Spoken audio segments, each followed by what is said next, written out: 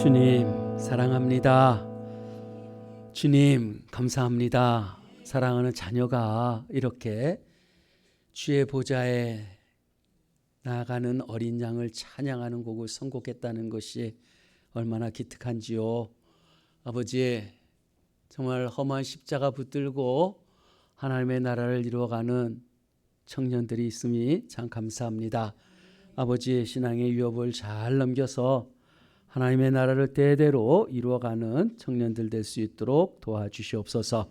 이 시간에도 하나님의 말씀이 우리에게 들려지길 원합니다. 하나님 말씀하여 주시옵소서. 예수님의 이름으로 기도드립니다. 아멘.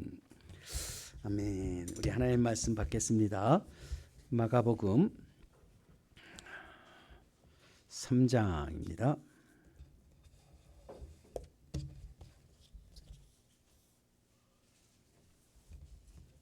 31절.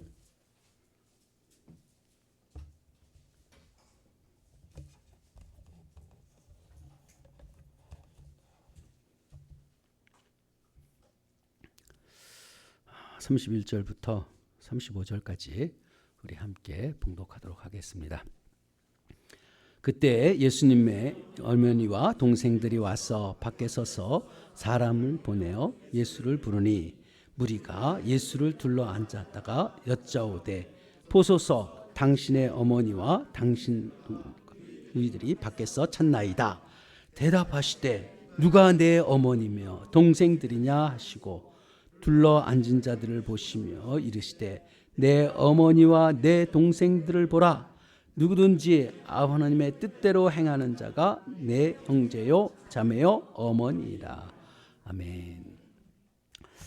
20세기 최고 천재라고 얘기하면 알베르트 아인슈타인이라고 대부분 얘기할 거예요.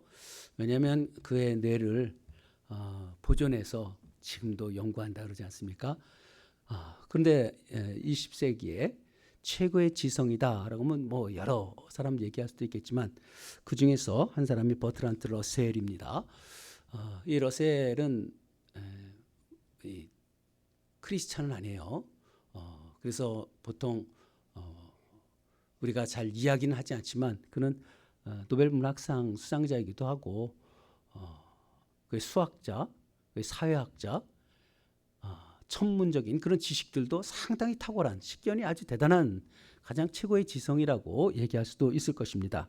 근데 그가 쓴 책에 나는 무엇으로 사는가라는 책을 보면은 고전이죠. 그것도 단순하지만 압도적인 강렬한 글을 통해서 뭐 길게 쓰지 않고 가장 단문을 가지고 깊이 있게 단어를 사용해서 글을 쓰는 그의 천재성이 거기에 있는 거죠. 그런데 거기에 이런 자기가 삶에 대해서 얘기하면서 가장 강렬한 열정 세 가지를 얘기했어요.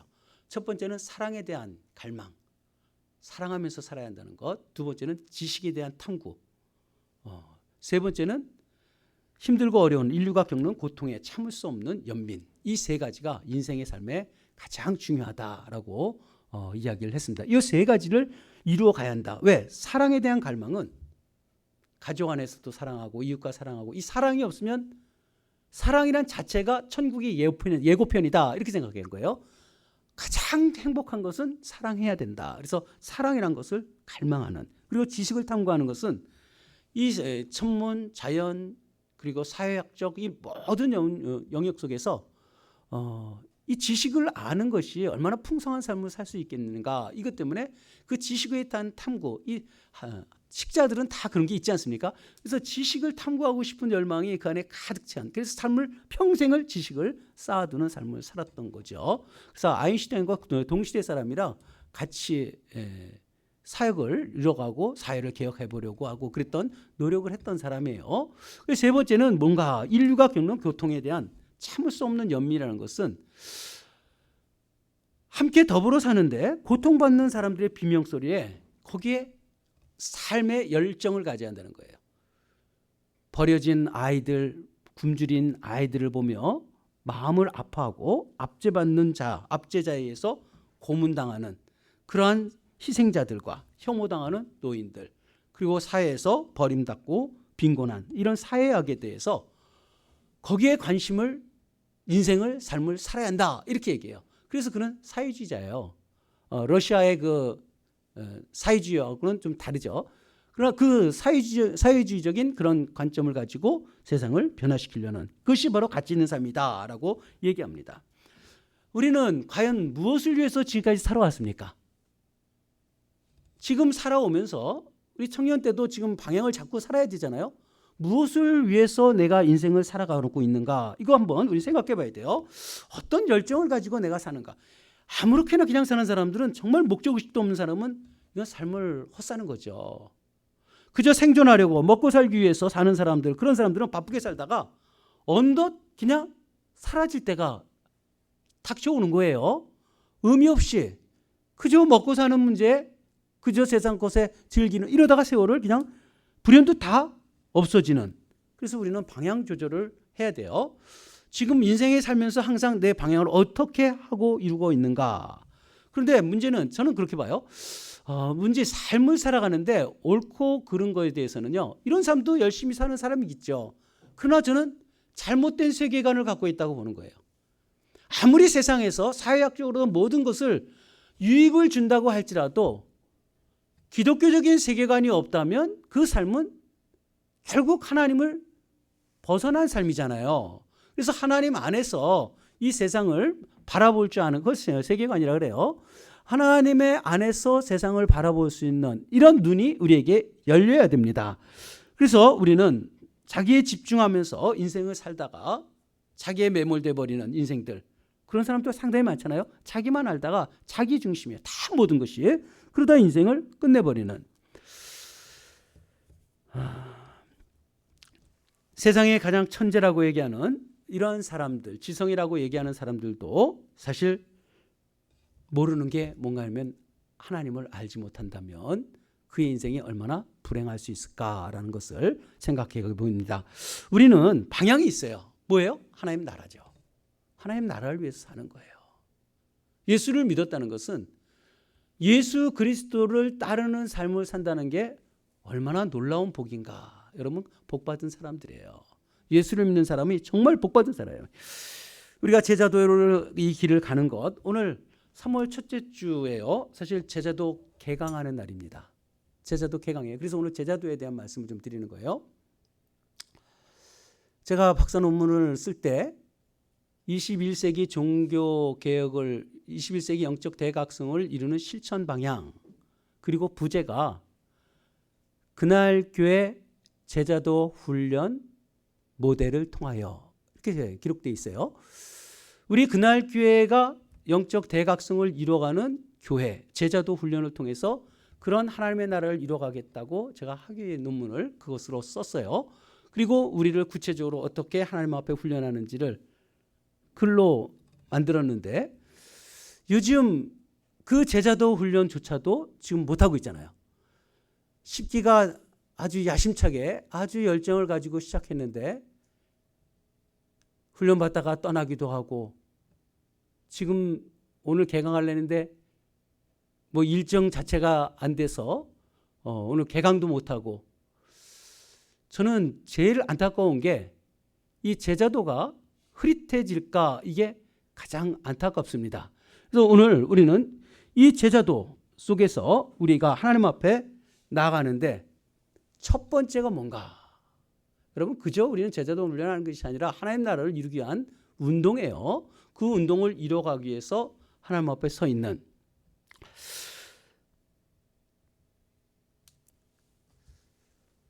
우리가 제자도의 시작은 어디서부터 시작되냐면 오늘 말씀 제목이 번제단 신학이잖아요. 번제단을 통과하지 않고는 하나님의 사람들이 되어질 수가 없어요.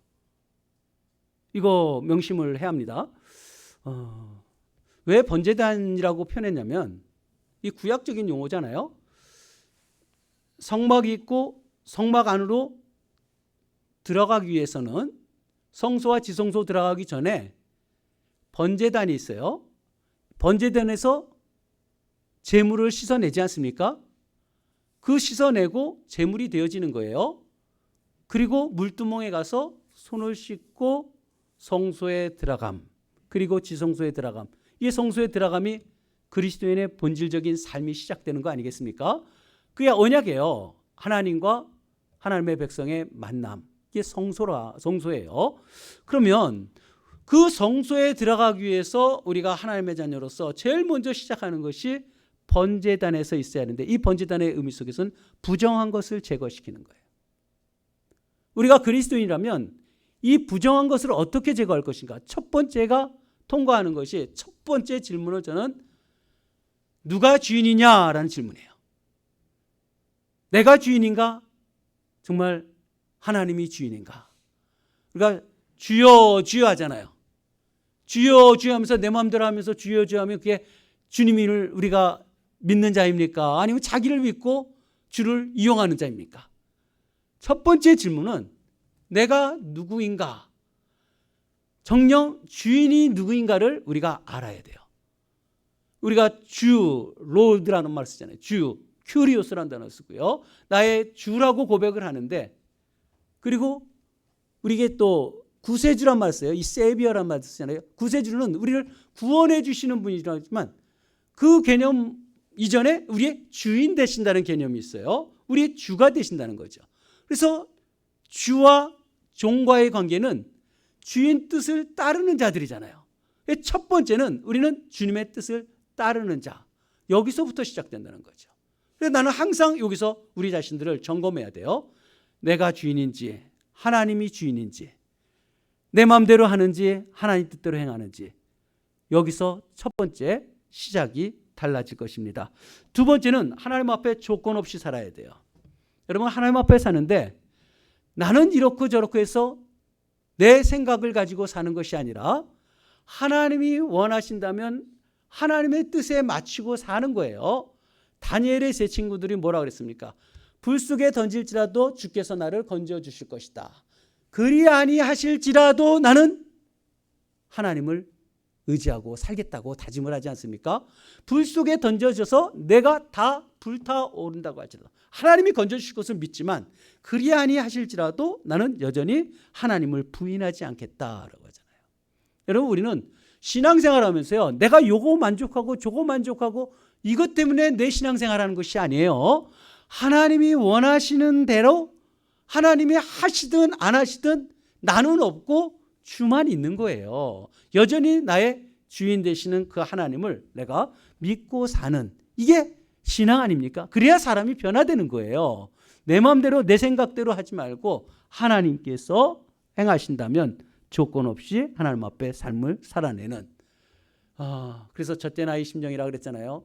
하나님이 나를 고통 속에 몰아놓는다 할지라도 내가 뭔 큰 일을 내가 기대하지 아니하고 하나님이 행하실 것을 맡겨드리는, 모든 것을 하나님 앞에 맡기는 그런 삶을 살아내야 될 것입니다. 세 번째로는 자신의 고난에 대해서 두려워하지만은, 여러분, 고난을 두려워하지 마십시오. 고난을 두려워한다면 아예 신앙 자체가 불가능한 거예요. 빌립보서 1장 29절에 보면요, 그리스도께서 우리에게 은혜 주신 것은 그를 믿을 뿐만 아니라 우리도 고난에 함께 참여하기 위함이라고 그랬어요. 신앙이라는 것은 고난에 들어가는 거예요. 왜? 내 마음대로 못 사니까 고난이 거기서부터 시작되는 거 아니겠어요? 그 고난이 우리 속에 있어요. 남들이 뭐라 그러면 오늘 말씀 속에서 그러잖아요. 귀머거리처럼 살아야 되고요. 벙어리처럼 지낼 수도 있어요. 남들이 보면 바보죠, 바보. 표현할 게 없어요. 다 받아칠 수 있지만 그렇게 사는 거예요. 못나서가 아니라 하나님을 믿으면 그런 삶을 사는 거예요. 그런 가운데서 또 참고 인내하고 기다리고 이런 삶을 우리가 살아가고요. 환난도 당하고 시련 가운데서 인내하는 이런 삶이 그리스도인의 삶인 것을 성경은 우리에게 말씀해 주고 있습니다. 그래서 현재 고난뿐만이 아니라 닥쳐올 미래적인 고난까지도 하나님 앞에 삶을 살아내는, 그래서 그리스도인이라는 것은 우리가 행복하지만 삶 자체가 행복하다. 그런데도 고난이 없다가 아니라 고난 중에서도 행복하고 이해할 수 없는 은혜가 있을 뿐이에요. 오히려 고난은 더 많다는 거 아셔야 돼요. 나를 쳐서 복종시킬 때까지 하나님 앞에 살아가야 하니까. 그리고 또 중요한 것이 가족에 대한 집착입니다. 여러분, 가족에 대한 집착이 있을 때 이거 제가 제자도하면서 누누이 강조해요. 이거 넘어가는 사람들이 거의 없어요. 가족 중에서 한 사람이 잘못되면, 다 잘못돼도 한 사람만 제대로 서 있으면요, 그 가족 다 돌아와요. 근데 한 사람이 잘못되면 그 한 사람 때문에 모든 사람이 다 망가져 버려요. 여러분, 이게 얼마나 중요한지 몰라요. 인생을 살아가면서, 신앙생활하면서 가족이 뭔가, 이 영적 가족을 우리가 알지 못하면 우리가 하나님의 나라에 이루는데 상당한 어려움을 겪을 수가 있어요. 이건 대단한 우리의 시험으로 항상 오기 때문에 그래요. 여러분, 가족을 돌보는 것은 당연하죠. 가족을 돌보지 않는 것은 불신자보다 더 악하다 그러잖아요. 가족 돌보는 것은 너무나 당연해요. 그러나 가족 때문에 함께 망가져서는 안 된다는 거죠. 오늘 말씀 한번 보세요. 밖에서 예수님을 찾아와요. 그러니까 예수님이 33절 보면, 아니 내 어머니가 누구냐, 내 동생이 누구냐 하면서 내 어머니와 내 동생을 보라 하면서 이렇게 손짓을 하면서요, 누구든지 아버지의 뜻대로, 하나님의 뜻대로 행하는 자가 내 형제요 자매요 어머니다. 여러분, 우리가 그리스도인을 되었다면 우린 영적 가족으로 이미 만들어 주셨어요. 영적 가족이 되었어요. 저는 제일 교회에서 모든 성도들을 사랑하지만 그래도 더 사랑하는 것은 교회를 사랑하는 사람들. 당연한 거예요. 교회를 힘들게 하면 그만큼 힘들어지고 어렵고. 근데 그 핵심이 뭔가? 그 안에서의 가족적인 그러한 삶이다. 아버지 뜻대로 기준을 줬잖아요. 아버지 뜻대로 행하는 자가 내 가족이라는 거예요. 이걸 잘 인식을 해야 돼요. 평생 우리가 신앙생활하는데 이 영적 싸움, 이거 반드시 계속 이루어집니다. 한 사람이 잘못되었어도 다른 사람들이 영적으로 잘 붙들려 있으면 그 사람도 하나님 앞에 잘 서게 돼 있어요. 그런데 내 가족 중에 누구 하나가 피해를 입으면 그가 옳고 그름의 문제가 아니라 득달같이 그 가족 편으로 다 들어가요.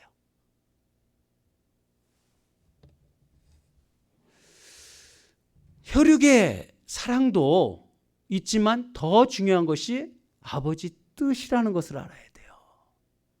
아버지 뜻을 알지 모르면 가족 관계, 영적 가족, 교회잖아요. 교회를 온전히 세울 수가 없다는 것을 우리는 반드시 알아야만 할 것입니다. 이게 바로 가족주의 우상이에요. 가족보다 소중한 거 없어요. 저는 가족을 늘 강조하잖아요. 가정을 세워야만 교회를 바르게 세웁니다. 그런데 그 가정을 세우는 것 제일 중요한 게 아버지의 뜻이에요. 아버지의 뜻이 어디 있는지. 그리고 그 모든 결정은 내가 하는 것이 아니라 기도하며 하나님의 뜻을 찾는 것. 여러분, 내 마음대로 하지 마세요. 하나님이 그렇게 하라면 그렇게 하세요. 뭘 하더라도 하나님이 그렇게 하라 그랬다. 하나님이 그렇게 하라 그러면 그래요. 나는 그렇게 응답받지 못해도 하나님이 그랬다면 거기 내가 뭐라 그러겠어요? 얼마나 중요한 건가. 내 마음대로 해놓고 우리가 가족들을 어떻게 세워야 되는지, 이런 아주 중차대한 이 문제를 우리가 극복할 줄 알아야 여러분들이 하나님의 나라, 하나님의 뜻을 이루어갈 수 있다는 것입니다. 그래서 가족에 대한 집착, 우상이 되지 말고 가족주의 우상에 빠지지 않는 그런 성도들 되길 바랍니다. 일의 성공과 실패에 대한 집착도 없어야 돼요. 우리는 뭔가가 내가 뭘 해서 어떤 뭔가 이루어져야만, 인정을 받아야만 되고, 여러분 그런 생각도 하지 마세요. 내가 하나님 앞에 서 있으면 인정을 받든 안 받든 그게 무슨 소용이 있어요? 칭찬하든 말든 그게 무슨 소용이 있어요? 옛날 교회에 있을 때 목사님이 저한테 칭찬을 참 안 하셨어요. 칭찬을 하면 교만해질까 봐 그런 말을 속에서 아끼면서 그런 표현을 하시더라고요. 칭찬하는 것을 오히려 인색하게 느껴지는, 여러분 그 숨은 사랑들이 있어요. 정말 많이 칭찬해갖고 칭찬해서 좋아하는 사람들한테 그런 사람들 칭찬 안 하면 삐지잖아요. 그러면 칭찬해 주는 그런 칭찬보다는 정말 속사랑이 큰 이런 은혜들을 우리가 체험하면서 하나님 앞에 살면 좋을 것 같아요. 그래서 일의 성공과 실패 이거에 대해서 너무 많이 집착하지 말아야 돼요. 귀신이 항복하는 것을 기뻐하지 마라라 그러잖아요. 70인 파송해놓고 그들이 돌아오니까 선교 보고한답시고 막 하니까 그보다 너의 이름이 하나님 나라에 기록된 것을 기뻐하라 그러잖아요. 어떤 사역에 큰 일을 하고 말고 그보다도 하나님이 나를 영원한 생명의 구원자로 삼아 주셨다는 것, 그 자체만으로도 우리가 기뻐해야만 될 것입니다. 또한 이 세상에 있는 유형, 무형 재물들에 대해서 집착하지 말아야 돼요. 왜냐하면 세상 것은 형적 없이 다 사라져요. 세상 것만 바라면서 인생 허비하는 사람들이 얼마나 많습니까? 내가 뭔가 움켜쥐고 있고 어떤 권력이 있고 돈이 있고 사람이 거기에 매력에 빠져요. 왜? 돈 있고 권력 있으면요, 사람들이 거기에 붙거든. 그리고 그것을 이용하는 사람들이 항상 있게 돼요. 그리고 사람을 조종할 수 있어요. 그런 쾌락을 느끼는 사람들이 돈 가진 자들, 그리고 권력 가진 자들, 그 속성이 그런 것들 아니겠습니까? 그런 유혹 속에 빠지기 쉬운. 근데 우리는 유형적인 것뿐만 아니라 무형적인 것자도 집착을 하지 않는 것이 중요해요. 여러분 심야기도 때 말씀드렸잖아요. 사단에게 속한 사람 첫 번째 집착이라고 그랬어요. 뭐에 집착하는가? 자신에 집착하든지 사람에 집착하든지 돈에 집착하든지 어떤 것에 집착하는 건 사탄에 빠져 있는 사람이에요. 왜? 하나님은 우리를 자유케 하라고 오셨거든요. 진리가 우리를 자유케 하는데 나는 어디에 빠져 있는 거예요. 뭐 드라마 중독한다든지 게임 중독한다든지 술에 중독, 마약에 중독. 여러분 그것이 다 사단에게서 왔다는 걸 생각해야 돼요. 내가 뭐에 지금 집착하고 있는가. 여러분 그 순간 우리는 분별해야 돼요. 나는 이런 것에 집착하고 있구나. 끊어내야 됩니다. 몸의 안락이 우리 목이 아닐 수도 있고요. 어쩌면 가난하게 살다가 가난하게 죽을 수도 있어요. 정말 성숙한 그리스도인이라면 하나님과의 관계만 신경 쓰죠. 하나님과의 관계 속에서 상한 심령으로 하나님 앞에 일을 하는 그러한 삶을 살게 될 것입니다. 그러면서 하나님이 그 모든 것 더해 준다는 것을 믿는 거죠. 주기도문 말씀이 전체 내용이 먼저 그의 나라와 의를 구하라. 그러면 그 모든 것을 너에게 더해 주자. 한 절에 요약돼 버려요. 주님이 가르치신 기도가 바로 그거예요. 너 그런 거 신경 쓰지 마라. 그의 나라와 의를 구하면 너에게 그 모든 것 다 해주신다는 거예요. 전 그 말씀 믿습니다. 아니면 성경 째버려야죠. 하나님 앞에만 살면 그 모든 것 다 해주시는 하나님. 그분이 능력이 없어서 그런 말씀하시고 지키지 않겠습니까? 그래서 우리는 하나님의 나라를 위해서 주님의 뜻을 찾으면서 하나님 앞에 사는 그런 삶을 살아가는 그런 성도들이 되어야 될 것입니다.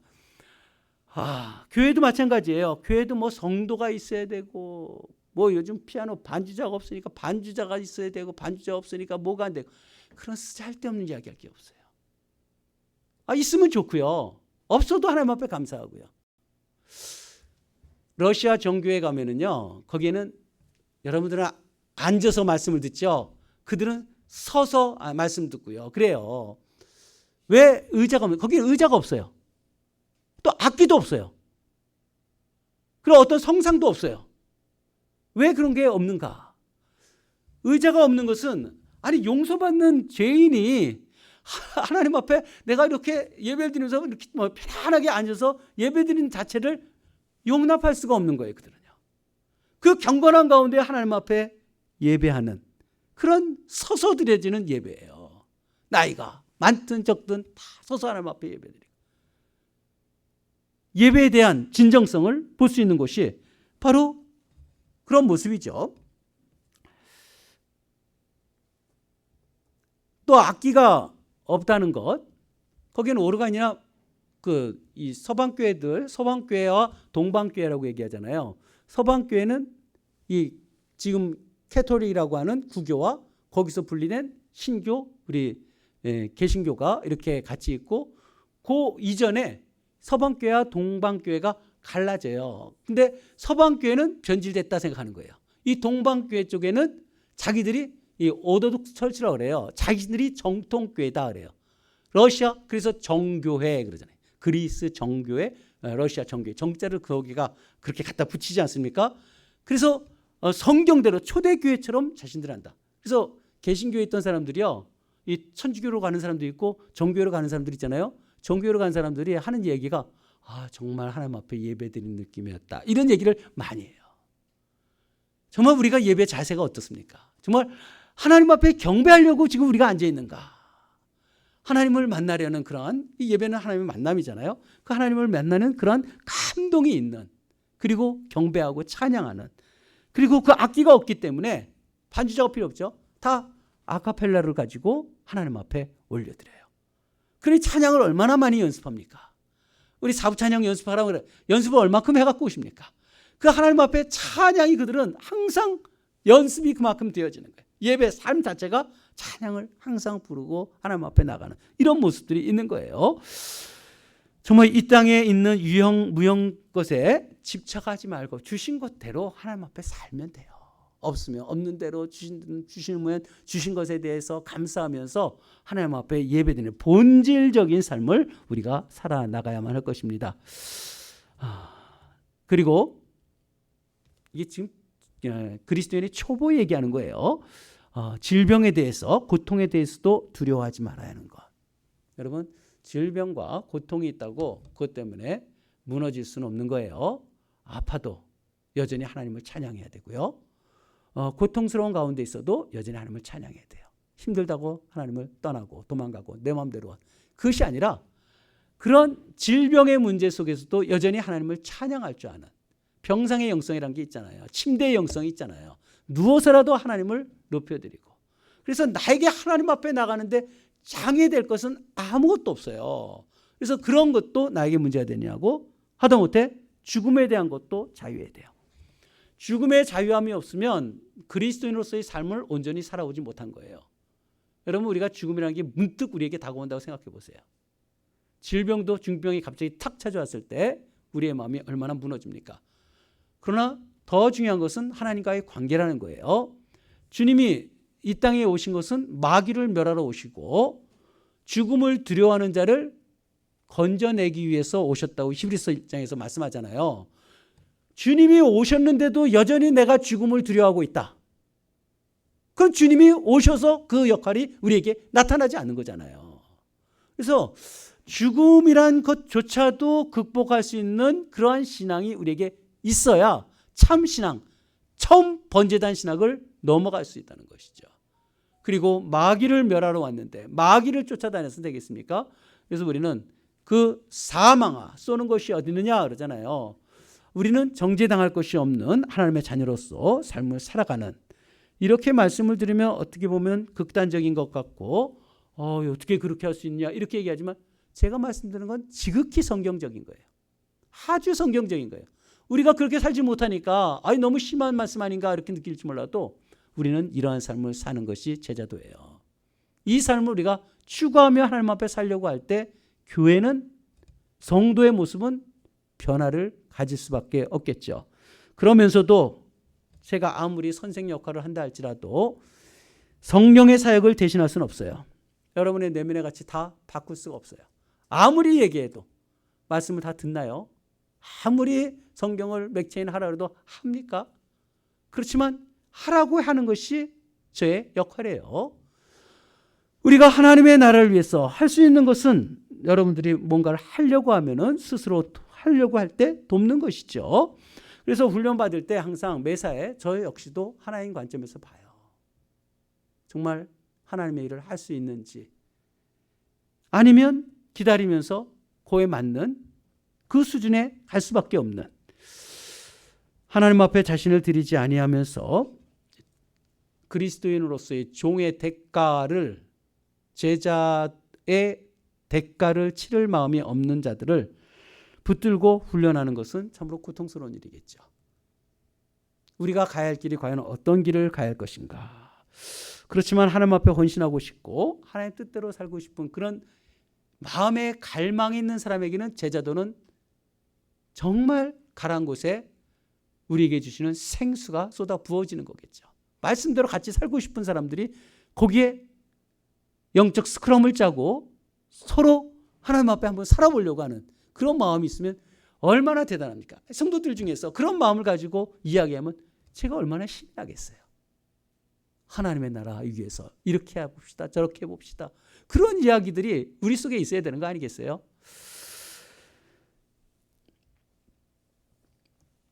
우리는 오늘 번제단 첫 시작에 번제단 넘어가야 그 다음에 물두멍 들어가고요. 물두멍에서 우리 죄를 깨끗이 씻음을 통하여서 하나님의 자녀답게, 그리고 성소에 들어갔을 때 우리가 불을 들피면 그 성소에 불을 비칠 만큼 그런 등불이 돼야 될 것이고요.